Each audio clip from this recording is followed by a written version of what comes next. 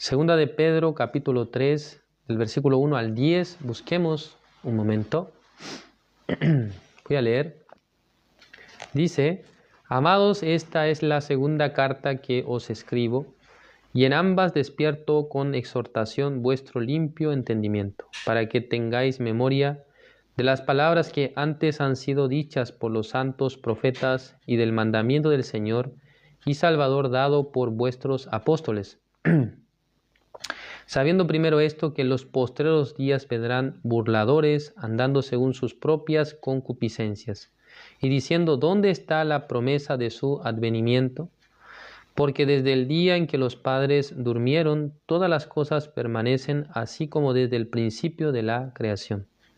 Estos ignoran voluntariamente que en el tiempo antiguo fueron hechos por la palabra de Dios los cielos y también la tierra, que proviene del agua y por el agua subsiste, por lo cual el mundo de entonces pereció anegado en agua. Pero los cielos y la tierra que existen ahora están reservados por la misma palabra, guardados para el fuego en el día del juicio y de la perdición de los hombres impíos. Mas, oh amados, no ignoréis esto, que para con el Señor un día es como 1000 años, y 1000 años como un día. El Señor no retarda su promesa, según algunos la tienen por tardanza, sino que es paciente para con nosotros, no queriendo que ninguno perezca, sino que todos procedan al arrepentimiento. Pero el día del Señor vendrá como ladrón en la noche, en el cual los cielos pasarán con grande estruendo, y los elementos ardiendo serán deshechos, y la tierra y las obras que en ella hay serán quemadas. Hasta el versículo 10 hemos leído en esta noche, ¿no?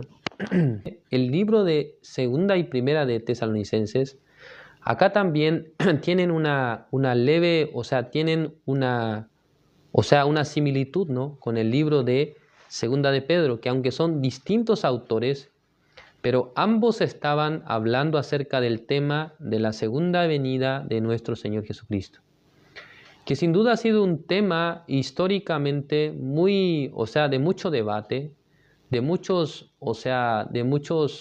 en algún sentido, diferencias de opinión respecto a cuándo o en qué momento sería la venida de nuestro Señor Jesucristo, que sin duda es lo que todos los cristianos o todos los creyentes deberían esperar, ¿no?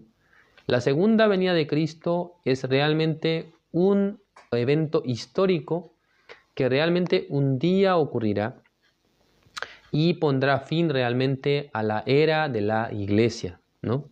Porque cuando ustedes ven la Biblia está dividida en 3 eras. La primera era se refiere a la era del Padre Dios, ¿no?, quien a través de sus ángeles, a través de sus profetas, a través de sus, a través de los profetas antiguos, Dios estaba hablando a la humanidad, estaba dando a conocer su voluntad, su proyecto y también la venida de nuestro Señor Jesucristo. Pero luego, en el tiempo en el que están escritos los evangelios, en el tiempo del nacimiento de nuestro Señor Jesucristo, la Biblia enfoca o tiene como principal, profeta, o podemos decir como la voz de Dios sale a través de nuestro Señor Jesucristo. Jesucristo empieza a revelar diferentes antecedentes, diferentes elementos acerca de la salvación, acerca de la vida venidera, acerca del juicio de Dios, acerca del infierno, en fin. Dios revela muchos antecedentes importantes a través de la vida de nuestro Señor Jesucristo. Pero en el momento en el que Jesucristo termina su ministerio, después de haber padecido la cruz, haber resucitado, la Biblia nos señala que durante 40 días Él estuvo apareciéndose a diferentes personas, y también mostrándose como la persona que había resucitado entre los muertos. Finalmente, pasando 50 días después de que Jesucristo había resucitado, en el día 50, es el día de Pentecostés, es el día en el que el Espíritu Santo de Dios, como menciona en el libro de Hechos capítulo 2, viene a este mundo de manera permanente, ¿no?, hasta hoy. El Espíritu Santo de Dios viene a dar el inicio a la última era es la era de la iglesia, o también llamada la era del Espíritu Santo de Dios. Bueno, esa era del Espíritu Santo de Dios un día también acabará. Y es precisamente el día en el que nuestro Señor Jesucristo venga por segunda vez y en ese momento se produzca el arrebatamiento de la iglesia. Entonces, ese acontecimiento es sin duda un acontecimiento muy importante porque muchos cristianos ya han muerto también esperando este día, ¿no? En el caso del apóstol Pablo, en el caso del apóstol Pedro, y muchas personas que en la antigüedad han predicado el Evangelio y que han hablado acerca de la segunda venida de Cristo, ellos también creo que esperaban ese día llegase en sus tiempos, en su época. Pero no llegó. Entonces, en este tiempo, dice, o por lo menos lo que dice el apóstol Pedro, por causa de este supuesto retraso de parte del Señor, pareciera que no va a venir. Entonces acá en el versículo, vamos a ver acá, versículo 2, dice, para que tengáis memoria de las palabras que antes han sido dichas por los santos profetas y del mandamiento del Señor y Salvador dado por vuestros apóstoles, sabiendo primero esto, que en los postreros días vendrán burladores, ¿no? Que dice, burladores andando según sus propias concupiscencias, ¿no? Ya según lo que cada uno de ellos siente y piensa, ellos van a estar hablando, dice, andando según sus propias concupiscencias, ¿no? ¿Es correcto? Se refiere al deseo, ¿no?, de vivir impunemente el pecado, ¿no? Viviendo en pecado, o sea, haciendo lo malo, cometiendo pecados, cometiendo transgresiones. Esto en algún sentido a ellos les hace llevar una vida en la que se burlan acerca de la creencia del cristianismo. ¿Cómo dicen entonces?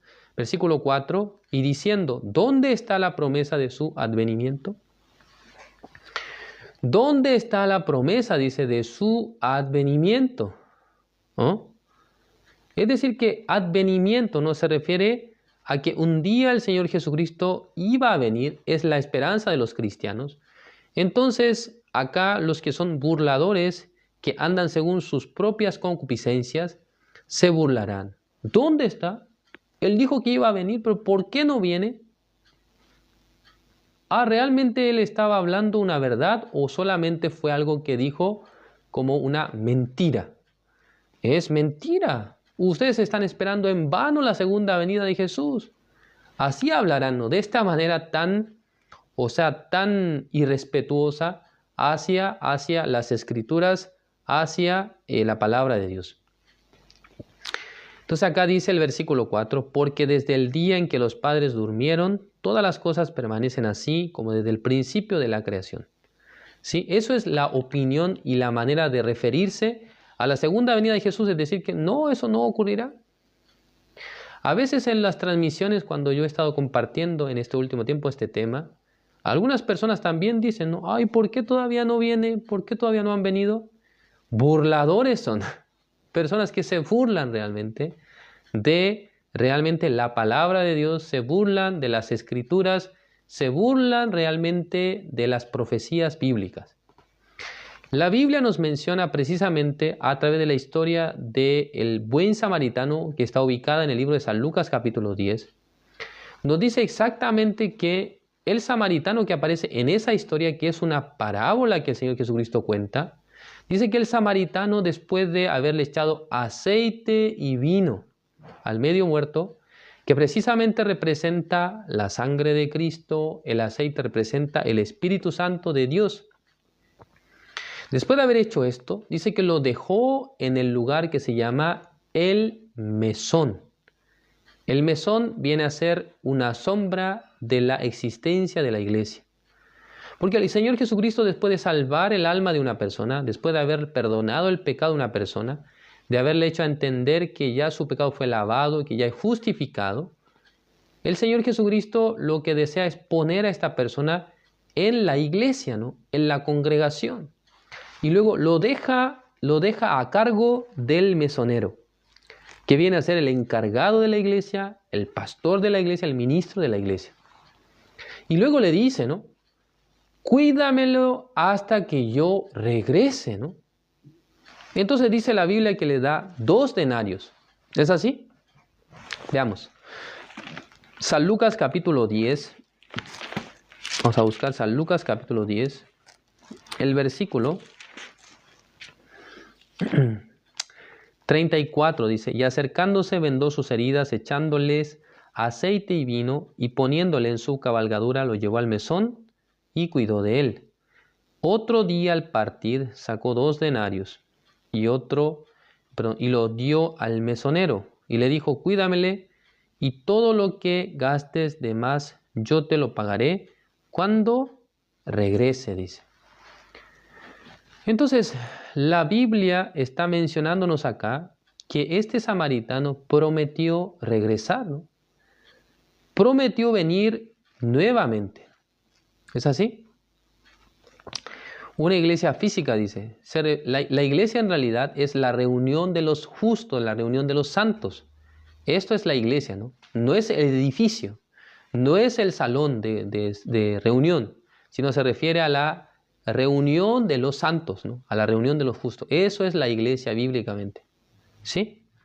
Para el que está preguntando acá, ¿no? Alejandro Figueroa. Entonces acá ya la Biblia está diciendo que el buen samaritano, el samaritano dejó a este hombre medio muerto, lo dejó en el mesón, y le dice al mesonero, cuídamele, ¿no? Cuídamela y todo lo que gaste de más, yo te lo pagaré cuando regrese. Pero acá un elemento importante que es motivo de discusión también entre los teólogos, entre los, digamos, que estudian los eruditos de la Biblia, que acá el versículo 35 dice que sacó 2 denarios. Sí, podría haber sacado 3 denarios, podría haber sacado 5 denarios, podría haber sacado 10 denarios. Pero dice que sacó 2 denarios. Y lo interesante de esta comparativa es que precisamente 2 denarios son la cantidad de dinero de sueldo, ¿cómo decir, no? Son la ganancia de 2 días de trabajo, de un jornal, ¿no? Entonces, es decir, que diariamente una persona recibe el pago de 1 denario. Por lo tanto, ¿por qué él ha dejado 2 denarios? Y representa 2 días, ¿no? Por lo tanto, cuando nosotros vamos al libro de Segunda de Pedro y podemos hacer una comparación o podemos llegar a una leve conclusión, que precisamente según el apóstol Pedro dice que, ¿qué es lo que dice? Versículo 8, mas, oh amados, no ignoréis esto, que para con el Señor un día es como 1000 años y 1000 años como un día. Entonces, haciendo esta comparativa, muchas personas asociando estos versículos podían llegar a una conclusión. El hecho de que el samaritano, siendo nuestro Señor Jesucristo, dejando 2 denarios, equivale, ¿no?, a un periodo de 2000 años, ¿no? 2000 años después de los que el Señor iba a regresar, ¿a dónde? A este mundo, ¿no? Pasando aproximadamente 2000 años, Jesucristo iba a regresar. Así muchos estaban interpretando, ¿no? Si nosotros nos basamos en eso, claro, podemos equivocarnos, ¿no? Precisamente nos podemos confundir en la fecha. Pero lo que nosotros podemos identificar realmente acerca de la venida de Jesús es lo que hemos visto también en los libros de Primera y Segunda de Tesalonicenses. ¿Es correcto? Ya, algunos de los antecedentes que aparecen en el libro de Primera y Segunda de Tesalonicenses muestran que para que venga realmente nuestro Señor Jesucristo por segunda vez, tiene que primero manifestarse el hombre de pecado. ¿Sí? Que viene a ser el anticristo, ¿no? Viene a ser el hombre de pecado que dice que por el poder, por la obra de Satanás, será manifestado, será levantado, ¿no? Eso está escrito en la Biblia. El apóstol Pablo lo ha dicho eso, en el libro de Segunda de Tesalonicenses. Entonces, digamos que ha puesto esa palabra y luego ha dicho que también debe ser puesto este hombre de pecado, dice que se pondrá en el templo de Dios, diciendo que yo soy Dios. Entonces, para que pueda colocarse el hombre de pecado, el hombre de pecado pueda colocarse en el templo, es necesario que sea erigido el templo. Entonces, actualmente no está existiendo el templo, ¿no? No está levantado el templo de Jerusalén.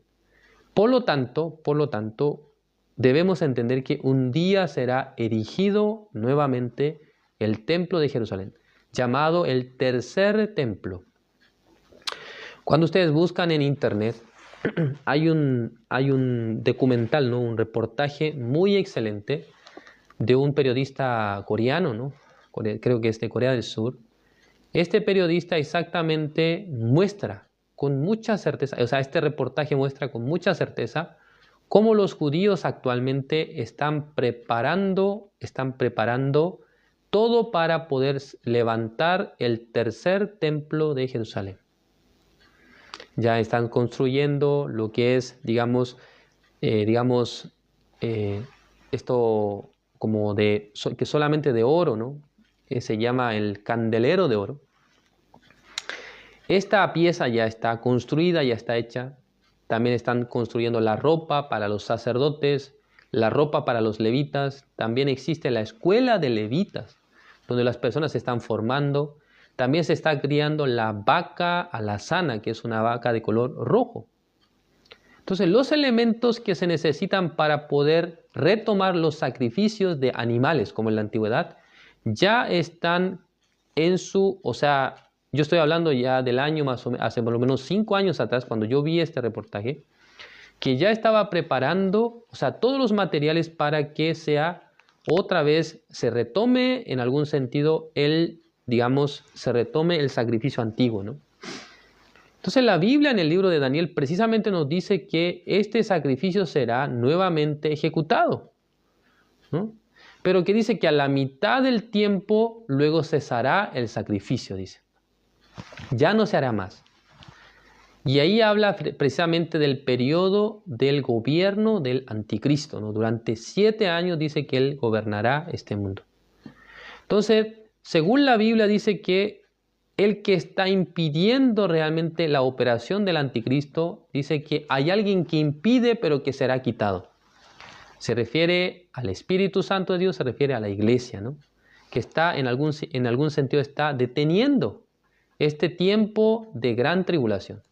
Pero cuando sea arrebatada la iglesia un día, en ese momento ya operará con gran poder en este mundo. Vendrá la gran tribulación que aparece precisamente en el libro de Apocalipsis, ¿no?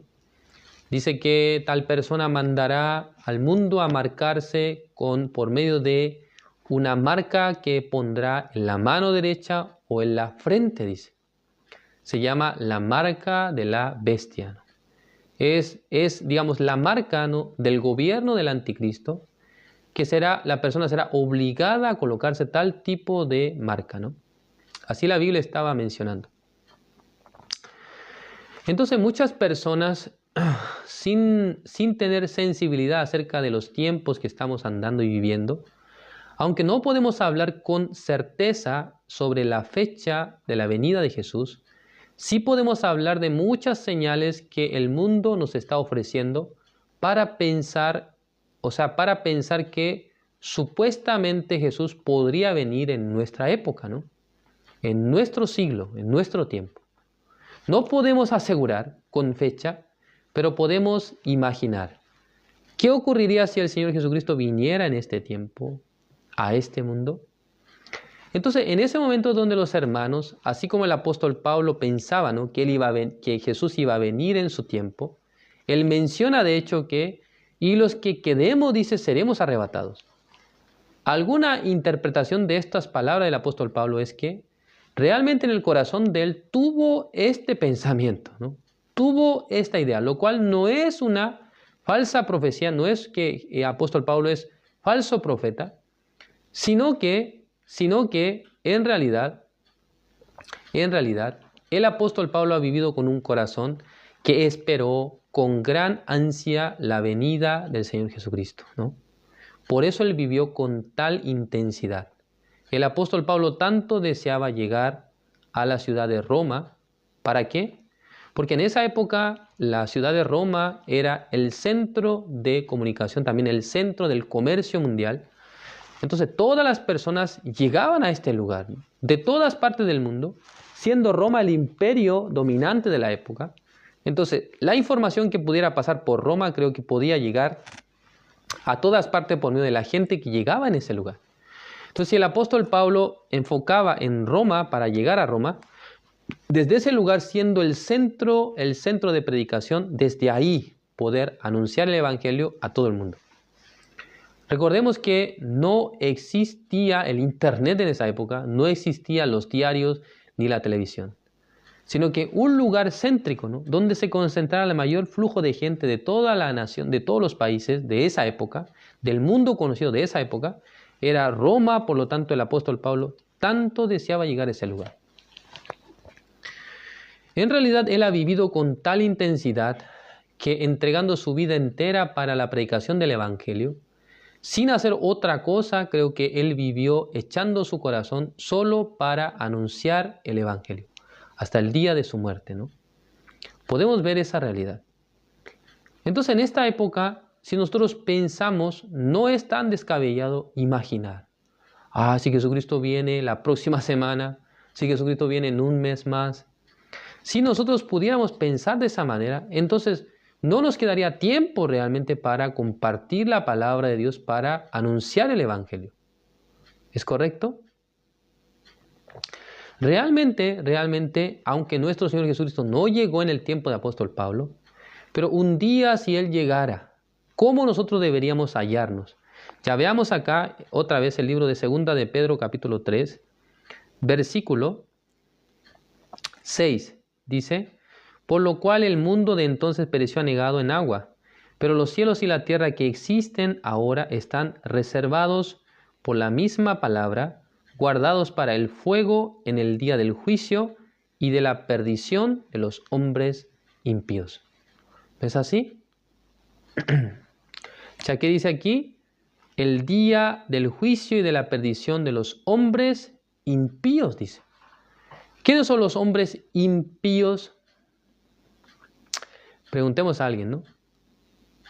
Alejandro Figueroa, ¿quiénes son los hombres impíos, según su opinión?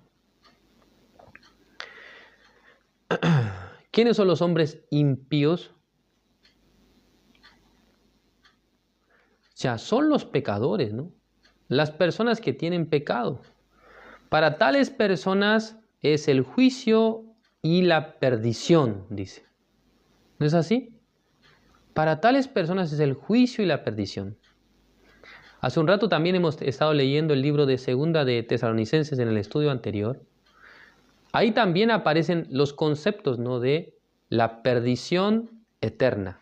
Ya veamos, vamos a ver el libro de Segunda de Tesalonicenses, capítulo 1, el versículo 8 dice: en llama de fuego para dar retribución a los que no conocieron a Dios ni obedecen al evangelio de nuestro Señor Jesucristo, ¿sí?, los cuales sufrirán pena de eterna perdición, excluidos de la presencia del Señor y de la gloria de su poder. Así está escrito, ¿no? ¿Es correcto? Dice que los cuales sufrirán pena de eterna perdición, excluidos. ¿De qué son excluidos? De la presencia del Señor. O sea, eternamente estar separado de Dios. Esto viene a ser la eterna perdición. Estar realmente separado de Dios para siempre. Hemos leído Segunda de Tesalonicenses capítulo 1, versículos 8 y 9. ¿Correcto? ¿Quiénes son los que van a recibir esta gran pena de eterna perdición? Dice que los que no conocieron a Dios ni obedecen al evangelio de nuestro Señor Jesucristo. Y luego en el capítulo 2, que hemos estado compartiendo hace un rato, en el versículo 12 dice: a fin de que sean condenados todos los que no creyeron a la verdad, dice. Todos los que no creyeron a la verdad serán condenados. Entonces acá, ¿quiénes son los impíos que aparecen acá? no son las personas que han cometido pecado. No se refiere a este grupo, porque si fuera así, todos nosotros tenemos que ser condenados, ¿no? Porque todos hemos cometido pecados. Creo que este hombre que estaba hablando antes, ¿no? Alejandro Figueroa, me parece que usted también cometió pecado, ¿no?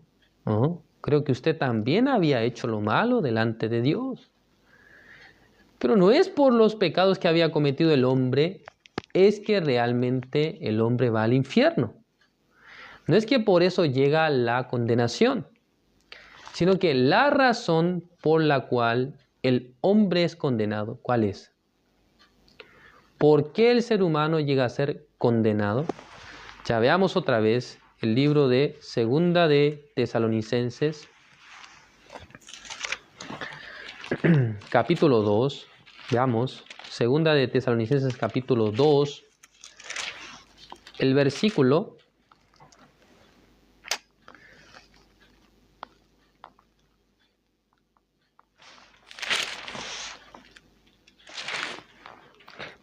12 dice, a fin de que sean condenados todos los que no creyeron a la verdad. Los que son condenados no son los que han cometido cierto tipo de pecados o pecados de un cierto de un cierto nivel de gravedad. No está hablando sobre el nivel de pecados que cometió la persona, ¿no? Entonces, ¿qué es lo que dice acá? A fin de que sean condenados todos los que no creyeron a la verdad. ¿No es así? Alejandro Figueroa, ¿usted cree en la verdad? ¿Usted cree en la verdad? ¿Ya qué es la verdad? Veamos acá el versículo 13. Pero nosotros debemos dar siempre gracias a Dios respecto a vosotros, hermanos amados, por el Señor, de que Dios os haya escogido desde el principio para salvación, mediante la santificación por el Espíritu y la fe en la verdad, dice. Versículo 14, a lo cual os llamó mediante nuestro Evangelio para alcanzar la gloria de nuestro Señor Jesucristo. Entonces, ¿qué es creer en la verdad? ¿Qué es creer en la verdad? Jesucristo mismo dijo, yo soy la verdad, yo soy el camino y la vida. Nadie va al Padre si no es por mí. ¿No es así? ¿No es así? Es así realmente. La Biblia dice eso. No es mi opinión, sino que es la Biblia la que está hablando, ¿no?, hacia nuestra vida. Por eso acá, en el libro de 2 de Pedro, capítulo 3, versículo 7, dice, pero los cielos y la tierra existen ahora, están reservados por la misma palabra, guardados para el fuego en el día del juicio y de la perdición de los hombres impíos, dice. ¿Es correcto? ¿Qué personas serán juzgadas por Dios? ¿Qué personas serán condenadas eternamente? Los impíos, ¿no? O sea, los pecadores. ¿Ustedes son justos o son pecadores? Esto nosotros debemos definir claramente en nuestro corazón. Pastor, ¿qué significa ser justos? Pastor, ¿qué significa ser pecadores? ¿No? Ser justo significa que no tiene pecado. Ser pecador significa que tiene pecado. ¿No es así? Es la respuesta simple. ¿Qué persona no tiene pecado? La persona que no tiene pecado es la que el Señor no inculpa de pecado. Por eso, el rey David dijo en el libro de Romanos capítulo 4, dice que bienaventurado, ¿no?, la persona a quien el Señor no inculpa de pecado, dice.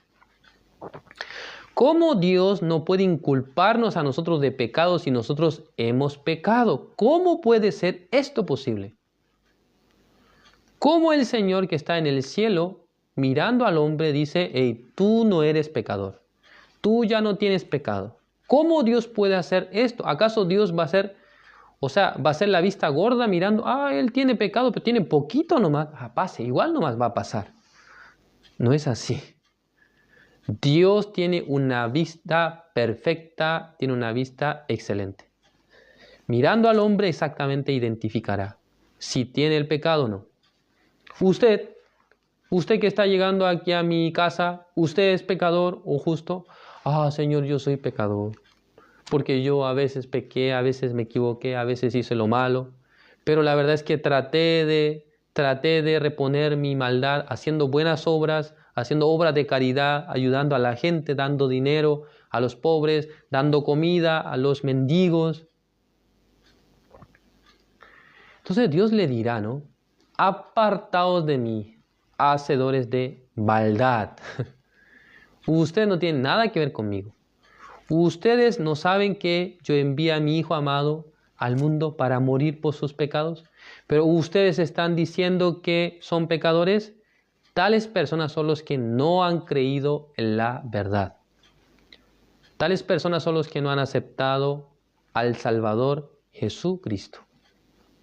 Tales personas, cada momento que cometen errores y fallas, tienen que pedir perdón ante Dios. Señor, perdóname, por favor, esta vez yo me equivoqué. Y luego piensa que por eso recibe el perdón del pecado. Es increíble, esto es un show, es un chiste realmente.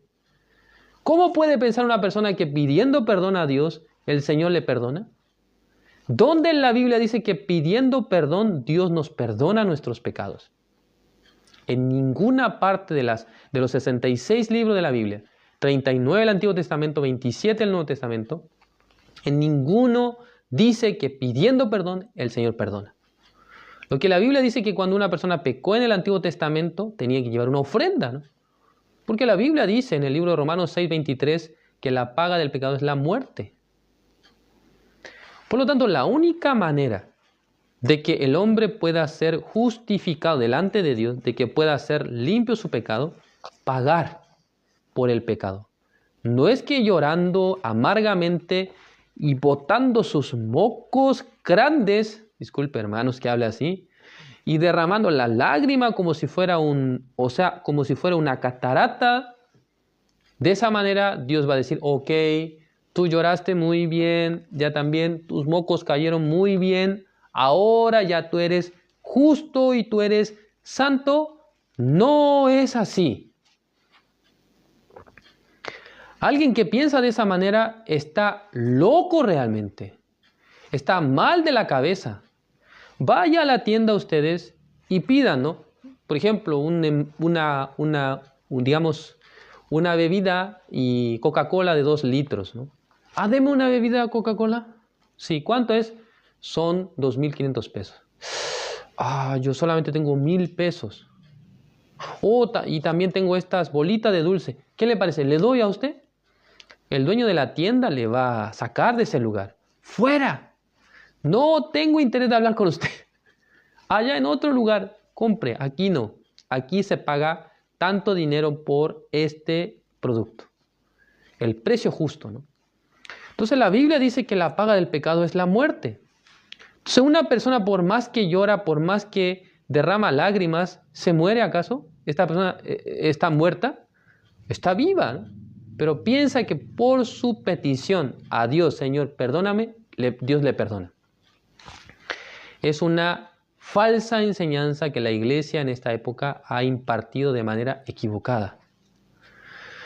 La enseñanza bíblica correcta es, ¿cuál es? El Señor primero, Él tiene el deseo de que todo el mundo reciba la salvación. Ya veamos acá, el libro de 2 de Pedro capítulo 3, versículo 9 dice, el Señor no retarda su promesa según algunos la tienen por tardanza, sino que es paciente para con nosotros, no queriendo que ninguno perezca, dice, sino que todos, ojo, todos procedan al arrepentimiento.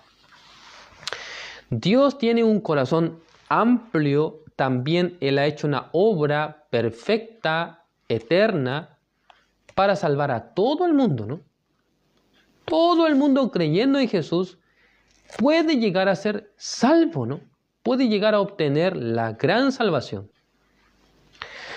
Por eso Dios espera, ¿no? Por eso Dios nos da tiempo a la humanidad para que pueda llegar el momento del arrepentimiento. A nosotros nos ha dado el tiempo, ¿no? Porque si el Señor no nos daba este tiempo, si en el caso que el Señor Jesucristo viniese por segunda vez antes, entonces, ¿qué hubiésemos hecho nosotros, no? Cada uno de nosotros que estamos en esta transmisión, teníamos que ser condenados al infierno si Jesucristo viene antes de que nosotros escuchásemos el Evangelio. Pero gracias a Dios que tuvimos la oportunidad de un día escuchar el Santo Evangelio. Gracias a Dios que tuvimos la oportunidad de escuchar la palabra del Señor. Y otra cosa que damos gracias es que hemos creído.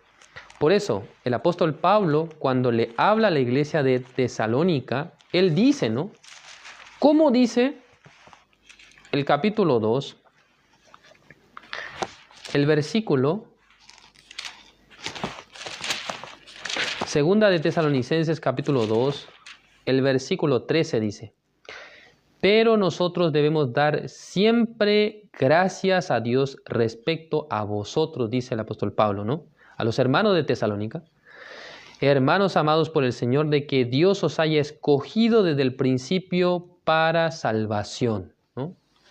El apóstol Pablo dice, nosotros debemos dar siempre gracias a Dios de que el Señor a ustedes les haya dado la oportunidad de ser salvos. Y luego dice, mediante la santificación. ¿Cómo se produce esto? Por el Espíritu y la fe en la verdad.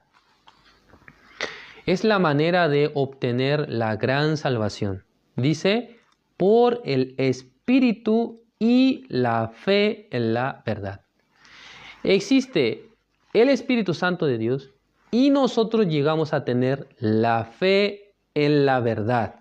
Es decir que, creyendo en Jesucristo, aceptando el Evangelio, el Espíritu Santo de Dios nos sella, nos marca, nos dice, tú eres justo, tú eres santo, ya tú no tienes pecado. Es la obra del Espíritu Santo de Dios. Por eso en el libro de Hebreos capítulo 10, habla de los que afrenta al Espíritu, ¿no? El libro de Hebreos capítulo 10, versículo 29, ¿cuánto mayor castigo pensáis que merecerá el que pisoteare al Hijo de Dios y tuviere por inmunda la sangre del pacto en la cual fue santificado e hiciere afrenta al Espíritu de gracia?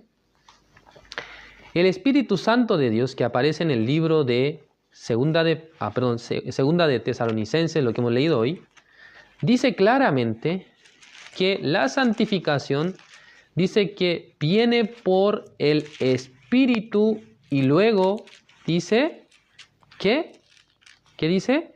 Y la fe en la verdad. Dos elementos, ¿no?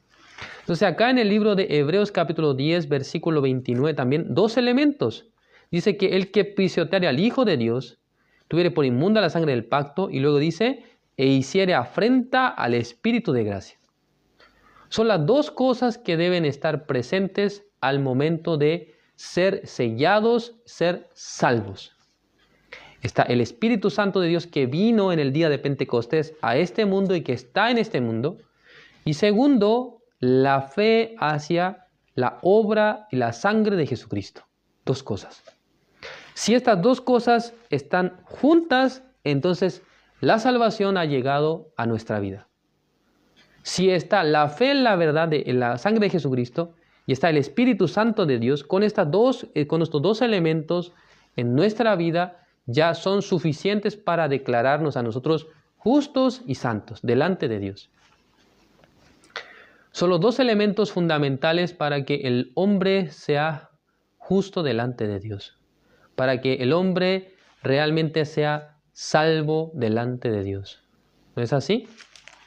¿Es correcto o no?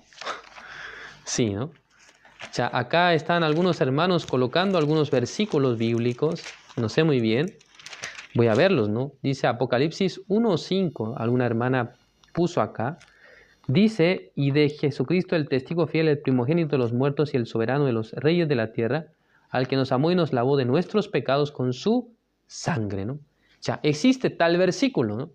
Gracias por por mostrarnos, ¿no? Ese versículo en el libro de Apocalipsis 1:5. Y también otra persona, Efesios 1:13 también presentó. En el libro de Efesios 1:13, ya vamos a ver qué está escrito en Efesios 1:13. Ya yo no he memorizado todos los versículos de la Biblia, por eso no puedo saber. Ok. Ya el versículo 13 dice, en él también vosotros habéis, habiendo oído la palabra de verdad, el evangelio de vuestra salvación, y habiendo creído en él, fuisteis sellados, ¿no? Con el Espíritu Santo de la promesa. Es correcto, ¿no? Por medio de creer en la obra de Jesús, por medio de creer en la sangre de Jesucristo, fuimos sellados con el Espíritu Santo de la promesa. ¿Es correcto? Sí. Sí, la verdad es que hay varios versículos que nos señalan ese punto. Solamente nosotros tenemos que conectar, ¿no? Porque la Biblia está hecha de tal manera que nosotros podamos conectarla. ¿Por qué lo que sale en 2 de Pedro también tiene relación con otras palabras, con otros versículos? Es porque con el mismo espíritu cada autor fue inspirado para escribir la Biblia, ¿no? Por eso que la Biblia tiene estas coincidencias, tiene estas relaciones tan directas. Porque con el mismo Espíritu Santo fue escrito el libro de 2 de Pedro, también el libro de Hebreos, el libro de Apocalipsis. Solo el escritor ha cambiado, ¿no? Porque la Biblia, por excelencia, tiene un único autor. Es nuestro Dios. Existen muchos escritores que han puesto su mano para escribir, pero el autor de la Biblia es Dios. Más de 40 escritores, pero no podemos decir autores, sino escritores. Pero el autor de la Biblia es Dios, el Espíritu Santo de Dios. ¿Es así? Entonces no hay pecado, dice Alejandro Figueroa. No hay pecado, es la respuesta que yo le doy, ¿no? No hay pecado. Jesucristo llevó todos nuestros pecados. Jesucristo nos santificó, Jesucristo nos perdonó, Jesucristo nos libró de todo el pecado. Por eso podemos decir que somos justos. Por eso podemos decir que somos santos. Por eso podemos decir que somos limpios. Por eso podemos decir que somos hijos de Dios. Si no fuéramos limpios de pecado, entonces jamás podríamos ser hijos de Dios. Porque Dios es santo, ¿no? Entonces Dios no puede tener hijos pecadores. Solamente Dios puede tener hijos santos. Ya, esta santificación dice que viene por medio de ¿qué? Por el Espíritu, dice, y por la fe en la verdad. ¿No es así? Así es. Bueno, de esa manera vamos a culminar el estudio de esta noche. Les agradezco por su atención. Ya por la gracia de Dios hemos podido compartir el día de hoy esta palabra, ¿no? Gracias por su atención. Vamos a orar para terminar. Dios Padre, Señor, le agradecemos. En esta noche nos ha dado la oportunidad de compartir su palabra. Realmente hemos sido beneficiados en gran manera por medio de la Escritura, por medio de los que nos han predicado el Evangelio. Por medio de su voluntad, Señor, usted nos ha dado la oportunidad de escuchar en esta época el Evangelio Santo acerca de la obra de Jesús. Realmente la venida del Señor Jesucristo es pronta, o sea, un día Jesucristo vendrá a este mundo. Por eso agradecemos tanto al Señor que usted nos dio la oportunidad de que antes de que el Señor Jesucristo viniese y arrebatase a la iglesia, arrebatase el Espíritu Santo a los miembros de la iglesia, usted nos ha dado la oportunidad de creer en este santo evangelio. En esta época, Señor, ahora nosotros, primero agradeciendo al Señor por esta gran salvación, realmente podemos vivir para el servicio del Señor. Podemos vivir realmente creyendo en Jesús, que nos ha lavado perfectamente, que nos ha justificado y que es nuestro Señor, que nos quiere dirigir, nos quiere realmente guiar en todo momento. Gracias, Señor, por todo. Gracias por los hermanos que han estado conectados en esta noche, por todos los oyentes. Espero que los nuevos que hayan escuchado el día de hoy también en sus corazones llegue la verdadera fe hacia el Evangelio. Gracias, Señor, por todo. Oramos en el nombre de su Hijo amado, nuestro Señor Jesucristo. Amén.